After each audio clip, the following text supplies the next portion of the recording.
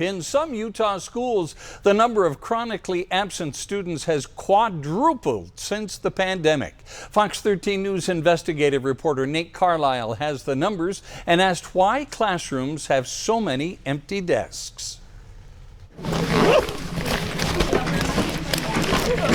Yeah, they definitely missed more days. It's more accepted, I think, and easier for them to do it from home because of the, digital opportunities there. Sarah Vasicek is the mother of two children attending an elementary school in Lehigh. She says families are valuing education less. I always thought they would go to college.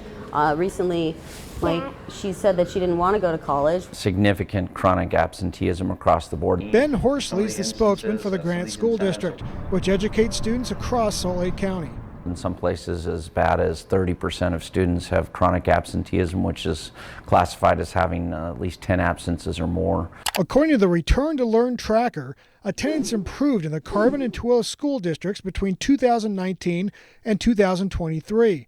All other school districts had an increase in chronic absenteeism, from the San Juan County District, where it increased 11 percentage points, up to the Box Elder District, where a third of students were chronically absent in 2023, double the rate before the pandemic.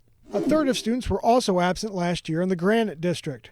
And let's be clear, teachers are accountable for the testing and the outcomes of those students, regardless of whether they're in the classroom or not. Some families are more diligent about keeping sick kids at home, Horsley said. Other times, parents just take children with them on vacations or for other reasons, assuming the students can make it up later. But student performance declines with absences, Horsley said.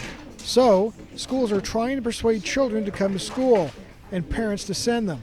We see some schools using interventions to incentivize, like pizza parties or things like that, competitions between classes. Because probably just homework. Kyrie Jensen Page is an 8th grader at a school in Smithfield. I just like school in general. Her sister, Isla Platt, is a 7th grader. Kyrie says many of her classmates are gone on any given day. It's mostly because they don't want to go to school or they're sick. Like this one girl, she doesn't go to school at all. And she's supposed to. Her mom lets her stay home all the time. Isla says she and her friends encourage each other to go to school. We text them hey, are you okay? Where are you? And then they're like, oh, I'm sick, or I didn't feel well.